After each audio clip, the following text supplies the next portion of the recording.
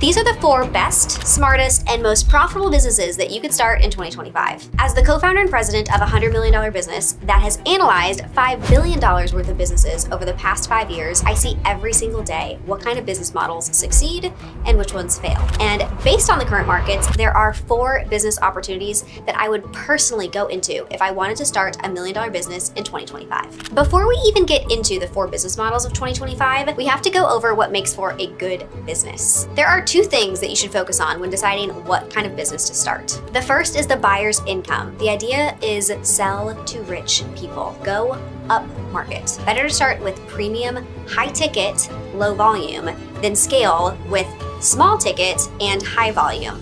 Why is that? People with more money are willing to have their problems solved. The second decision when deciding what kind of business to start is looking at market growth rate. Now you can easily Google this to find out how fast a market is growing in order to decide if right now is a good market to start your business in. What's really cool about 2025 is we are going to have a golden era of growth in our economy. There has never been a better time than right now to start a business and to make a lot of money, especially in the United States of America. Creating an online coaching business is super cool and awesome, and I know a lot of people who have found success doing that. But at some point there is a cap in what that person can actually generate because it is a business based off of them in an industry that might not have the growth rate that they're looking for. The idea behind this is now probably wouldn't be the best time to choose the opportunity to go into the printing business. All of the world has moved on digital. Now, sure, is there opportunity for certain things to be printed? Of course there is. And somebody, somewhere, can make money doing that. But is that the most strategic business to start right now? Probably not. You can make money, but there's not the headroom to be able to truly grow and scale a large business. And think of how many printing businesses or faxing businesses are no longer in business because that's not how we do business any longer.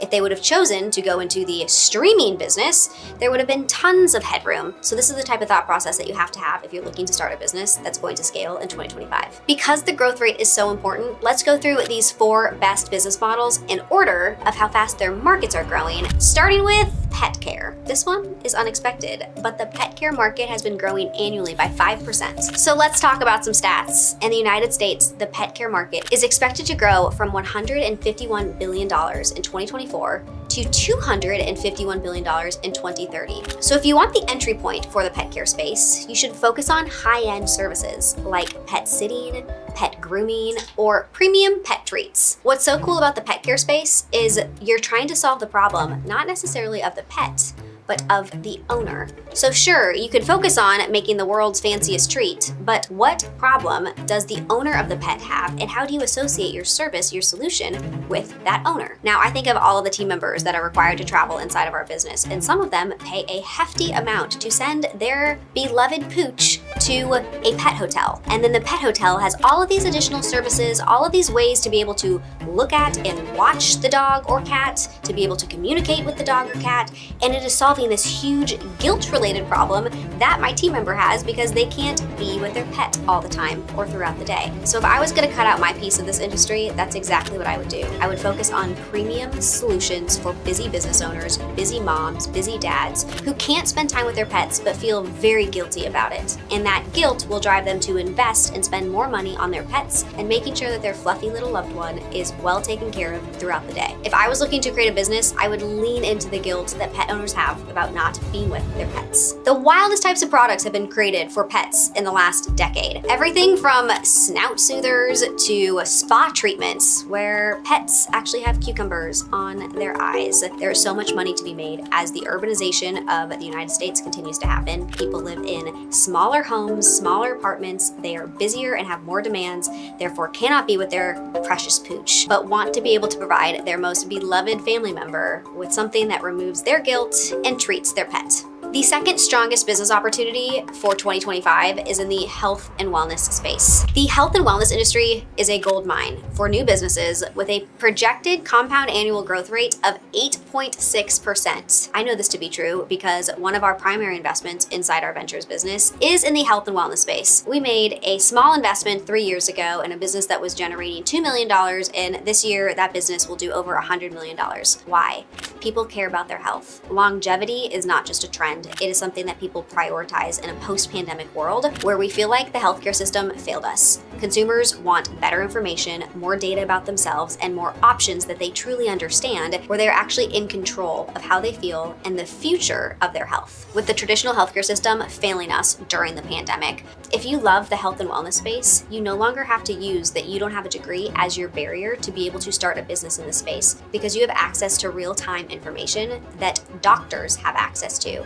A doctor who got their medical degree 20 years ago has to entirely understand what has evolved in the field of medicine, and most of them don't keep up to date on this. So the health and wellness field has never seen the opportunities that are about to be created in 2025 and beyond because of this barrier that has practically evaporated in front of us. Now, if you do have a degree, there is still hope for you, because the global wellness economy was valued at $5.6 trillion in 2022 and is projected to reach $8.5 trillion by 2027. What does this mean for you? People are still investing in their health. They want solutions, and you are trained specifically to be able to provide those things to them. So how can you pivot your products and services to be able to be more focused on med spas or telemedicine or wellness treatments and centers that cater to high-end clientele? People want these solutions. They want these products. You can just change the service offering instead of going through traditional healthcare, traditional hospitals, and partner with somebody who is business savvy to create the health and wellness empire of your dreams. The third business model that's worth starting in the next year is in an industry with nearly a 10% compound annual growth rate, and it's sustainable and eco-friendly products. Sustainable and eco-friendly products have a 5-year compounded annual growth rate of 9.9%. compared to 6.4% for conventional products. So what does that even mean? Well, what's wild about sustainable products is you could apply it to anything that people purchase. So the barrier to entry is ridiculously low, because this can apply to cosmetics, it can apply to skincare, it can apply to fashion, clothing, garments, shoes. The idea of sustainability and products that are sustainable can be looked at from so many different lenses, because there's no shortage of things that are made in a non-sustainable way. 2025 brings no better time to hop on board this shift that really started 2 decades ago into more sustainable products and creating a more sustainable lifestyle. As the perfect example, this founder, Vicky Sai, took her small sustainable beauty business from completely unknown to getting celebrity deals with Jennifer Aniston and Drew Barrymore, and eventually sold her business for $500 million. The key to Tatcha's success were unique ingredients that merged this idea of being eco-friendly with a sense of premium luxury. There is often the stigma of eco-friendly products being flat out boring. So in order to succeed in this space with these types of products, you'll need to combine this idea of sustainability with a fun and sexy brand that stands out. And the key to making money in this market is to avoid the traditional granola type brands for these products. Instead, develop a brand that emphasizes fresh and clean aesthetics, focusing on household goods, beauty products, pet supplements, and make them eco-friendly.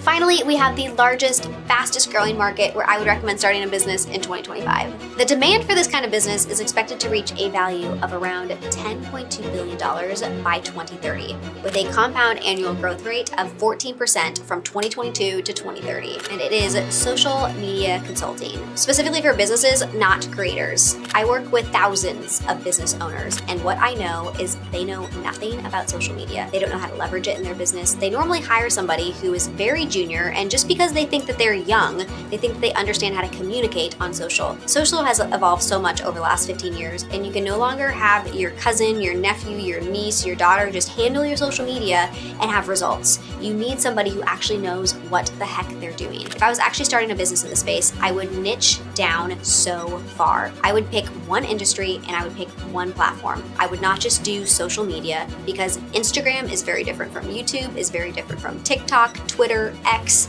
I don't even know, is TikTok still around by the time you're watching this? So much uncertainty. The point with that is you should pick one platform for one type of industry where you are able to drive results for that business owner. There is no shortage of opportunity in this space, because what's so cool about this is you can actually make a business owner more money, which means that they're willing to pay you more money. The more you focus on business models that allow you to do exactly this, the longer you're going to have retention with these customers. If your products make somebody more money, not just make them look better or feel better, but actual dollars are generated, it's easy to charge what you're charging and then charge more because they see a result, and results can be created in the social space. So one platform in one industry and you go gangbusters, learning how to get them results, and you will have no shortage of people who are banging down your door in that space who want your services. So here are 2 obstacles that I want to help you get in front of. The first is onboarding and offboarding your client.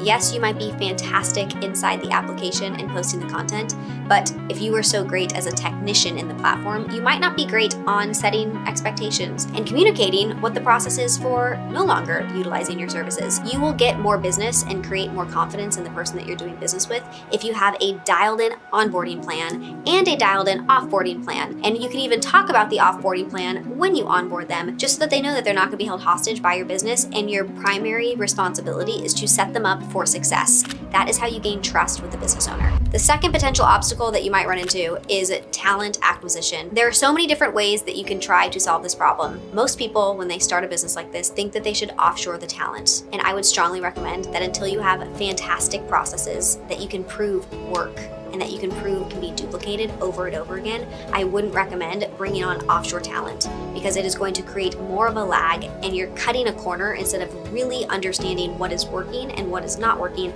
before you bring somebody on that potentially has a language barrier and a time zone barrier. As you build this business, you being the person that understands it first, then creating documentation to train somebody else who could then train somebody who lives in a different country how to do it, is the best way to set yourself up for success. Because I work with thousands of business owners, I know what they are willing to spend in order to solve this problem, and it is mega dollars. But the people who are providing these solutions for them are very confused. You are not going to be confused. You could at least charge $5,000, if not $10,000 a month, if you could guarantee that the results that you're driving would equate to $5,000 or $10,000 a month, plus the brand recognition. So when you think about it like that, it's very easy to start a business and create real value through leveraging social media, but you have to gain the expertise first. I know our business spends hundreds of thousands of dollars a month on social in order to be able to support the ads that we run. And many businesses don't look at the fact that they run ads and that their social should be complementing what that ad strategy looks like. We used to lose hundreds of thousands, if not millions of dollars, all because our ad strategy was not in alignment with our representation on social. And when these 2 things are combined, there is an exponential effect that can take place in a business.